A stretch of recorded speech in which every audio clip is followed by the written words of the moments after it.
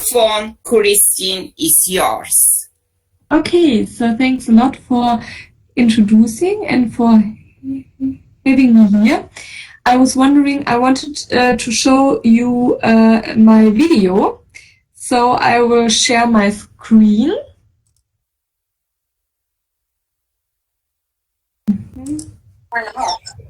Yes, we are seeing the content. But 1 minute. Sorry. For the videos, Christine, if you want to play the video, when you share the screen, I think you can choose among different screens. Yeah. You should be able to see the video, the screen where the video is open, and select that one. Yeah, I'm trying to.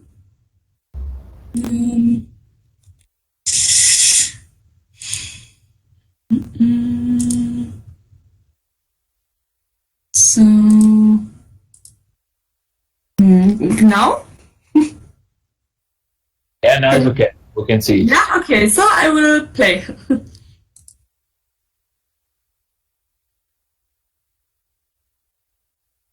Social art for social inclusion under special conditions. Education and impact of a theatre approach for promoting employability, entrepreneurship and language learning during the pandemic. My name is Christine Best. I'm a researcher working at the Labor Policy and Health Research Unit of the Social Research Center Sozialforschungsstelle at the TU Dortmund University in Germany. My colleague Kessin Guleman and me are responsible for the scientific monitoring of some Erasmus Plus projects. First was JobEd Europe, and now the follow-up projects Arte and Visas. The research focus in the project is labor market integration of vulnerable target groups. Here you can see a short overview of today's content, which I'm directly start with.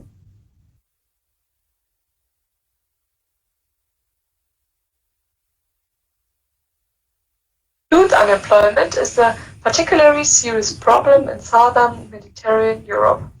In the underlying project, ARTE, which stands for the Art of Employability, 6 European organizations from Italy, Spain, Portugal, and Germany work on improving the employability of young people and integrating them into the labor market.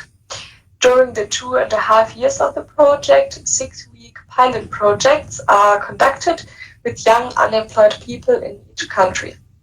So far, 1 project in Germany, 2 pilot projects in Italy, and 1 pilot project in Spain have already been carried out. Right now, there is another pilot project being conducted in Portugal. Based on the social art approach, the project Arte reacts to the high youth unemployment, trying to help young people in getting access to the labor market by methods of theatre pedagogy with social work, job coaching, and entrepreneurship training.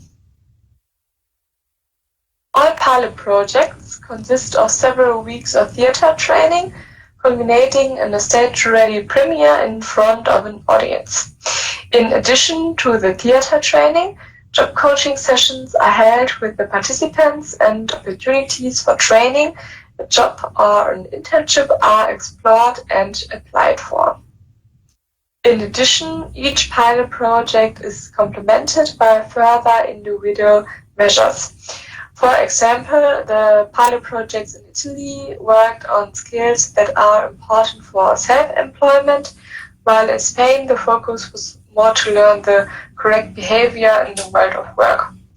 Most of the young unemployed participants have multiple barriers to employment, such as lack of language skills, no social inclusion, or no school education.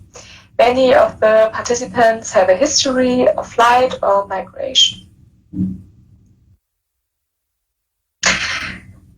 As performative methods are especially reliant on social interaction, the corona pandemic completely changed the established way of working with the participants. Against this background, I'm trying to examine how European institutions of youth and adult education without state affiliation dealt with the pandemic challenges.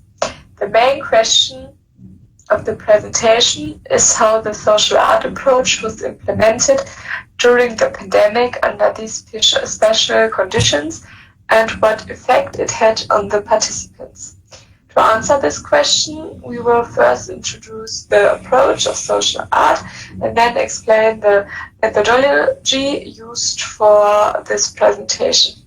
Following, the pilot projects in Spain and Italy are introduced and the implementation of the method under pandemic conditions is described before the implementation and impact of the method are analyzed.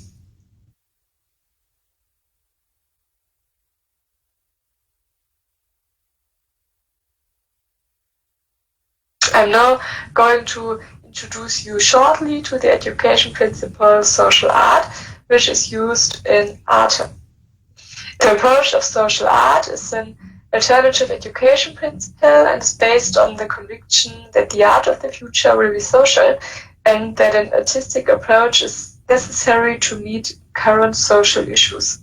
Creativity, imagination, and inspiration play central roles in overcoming obstacles, so that the artistic forms used in social art are not as important as using the concept. Good experiences were made with theater, music, dance, literature, and visual arts. Social art strengthens social inclusion and social cohesion through artistic approaches and promotes the training of mental, emotional, and physical skills. Therefore, social art is more holistic than previous educational concepts of state institutions, which are often focused on cognition, especially for people who have already tried other approaches without success or dropped out of state institutions. Social art can be very effective. For a deeper understanding of social art, especially regarding the theoretical roots, please see the sources in this presentation.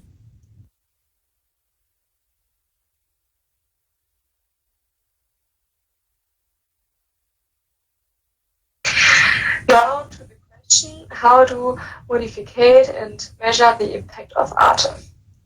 In order to answer this question, participants were interviewed before and after participation in the pilot project using questionnaires to determine what effect participation in the project had on them. The questions used were aimed at participant self-assessment on the following topics: self-awareness, conflict and communication skills, managing emotions, team and organizational skills, management and business skills. In addition to the questionnaires, a project blog was continuously kept on the project's everyday life with contributions written by trainers and participants. The trainers also wrote down the development of the participants from their perspective in a diary-like manner in a reflective process with the help of participative observation.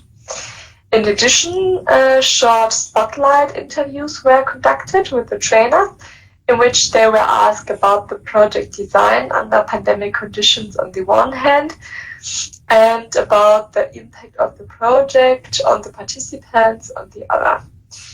The material evaluated for this presentation is recruited from the period of 7 months, October 2020 to April 2021.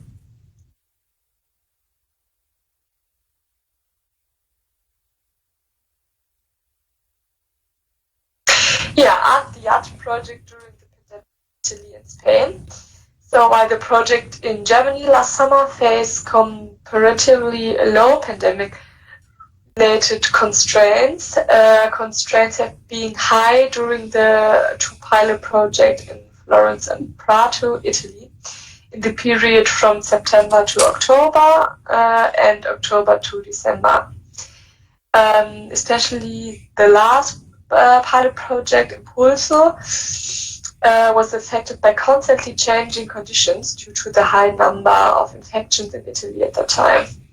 Theatre training had to be moved to the digital world and back to the analog world in order to comply with the contact restrictions.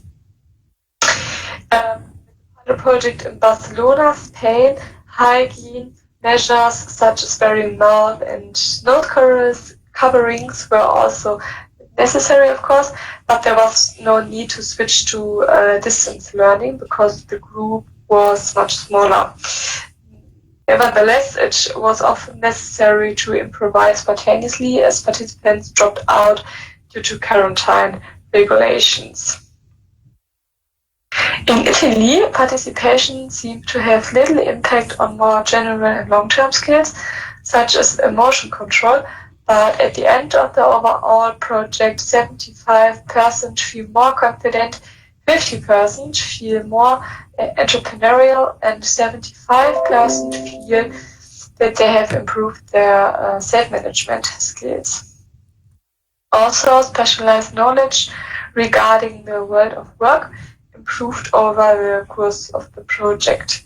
All participants attribute these positive changes in their lives to the project. In particular, 18% feel that it was the only factor in their change. However, there were also some difficulties.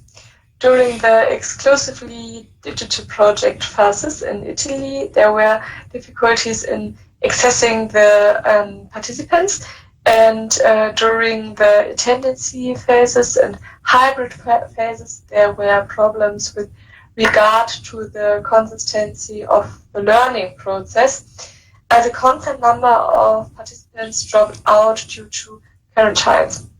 But trainers, the problem of accessibility of participants is not pandemic specific, but had existed before.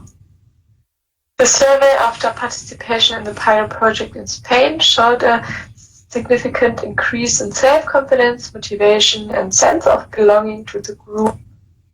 Skills relating to specialized knowledge of entrepreneurship were weighted somewhat lower after participation, which is, according to the trainer, due to more realistic assessments. The participants' own communication skills and the ability to deal with conflicts were also better. Also, there was a positive influence on the ability to control emotions, on their creativity, and on their linguistic abilities. Besides that, an increased ability to concentrate, the group feeling, the patience and support of the trainers, and access to artistic methods were positively mentioned. Here you can see a video of the pilot project in Spain, which I would like to show you.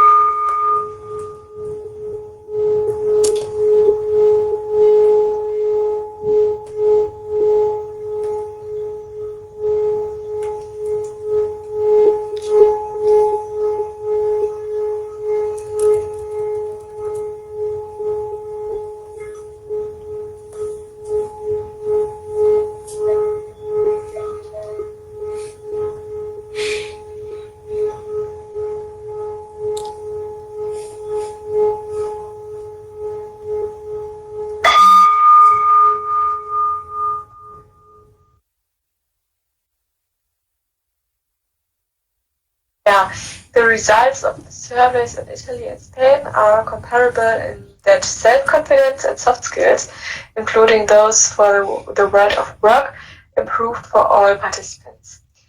Though the comparison of entrepreneurship skills objectively showed a decrease in Spain, the trainers were nevertheless able to detect a positive transformation in the participants. Too, the results of the surveys coincide with the coaches' impressions.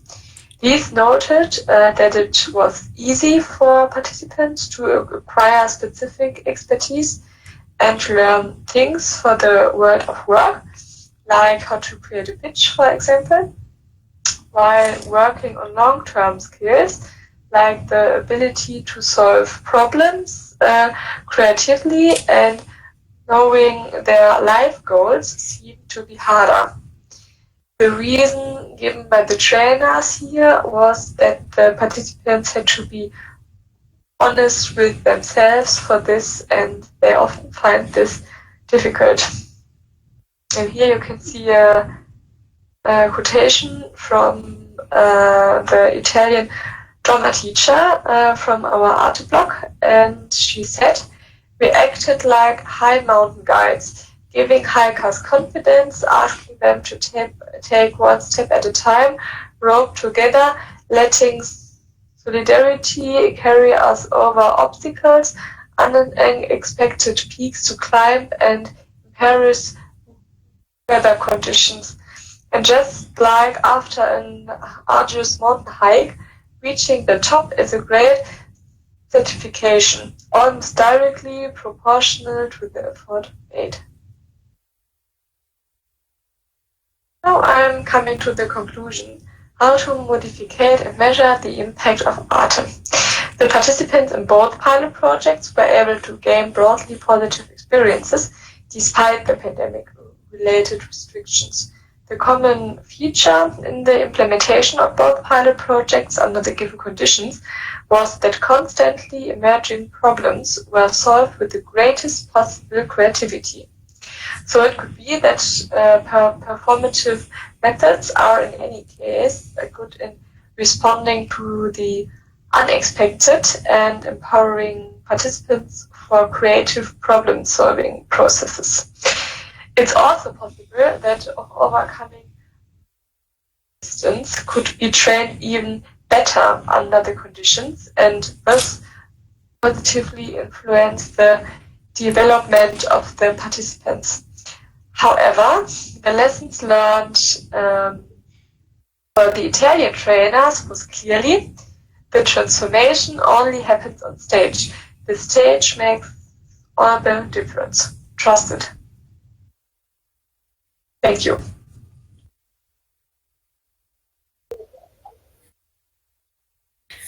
Thank you, Christine, for your interesting and well-based presentation regarding to the impact and modification of theater approach in the system of higher education. Let me ask you two questions. First of my question is the following. How do you think the higher education system may cope with the difficulties mentioned by you in your presentation during the process of distance learning education?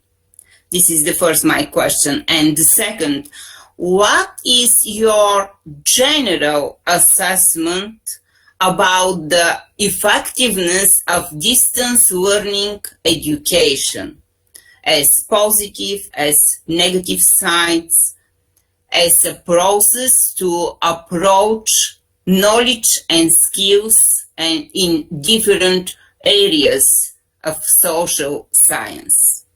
Mm-hmm. Yeah, thanks a lot for the questions. I'm trying to answer these. So in our experience, it was during the pilot projects very helpful that the whole project is based on a theater approach, because this means that all involved persons are very creatively and very open to alternative problem-solving processes. and this could maybe a point of the or a good point of the performative methods overall, because they aren't that much cognitively focused, but more creatively focused. So this was a good, yeah, a helpful thing, I guess.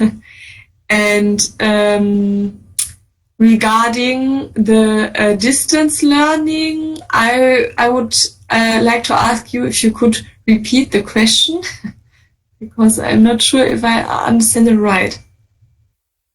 Yes, just a second, please.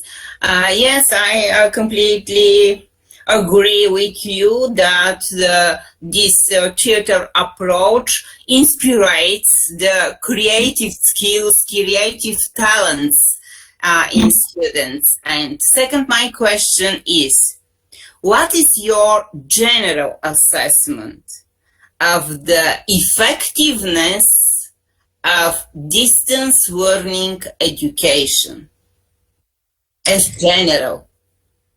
As general,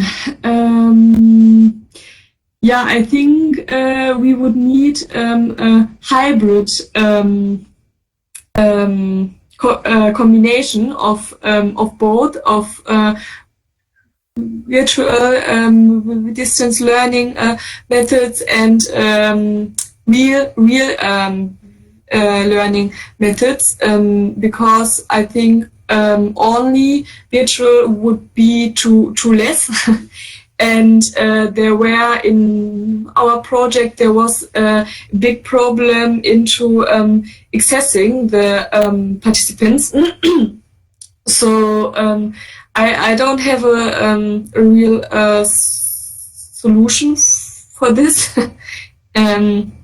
Yeah. And I don't know if this would answer your question, but I try to. Yes, thank you. You confirm all of the mentioned by you positive and negative sides of the distance learning education based on this theater approach as a core of this international maybe project between Germany, Spain, and Italy. Yeah. Okay, thank you.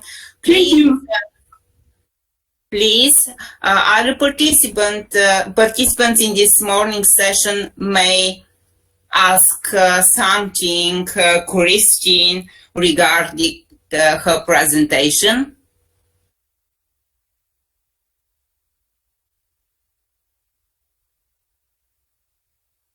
There aren't questions. Thank you once again, Christine.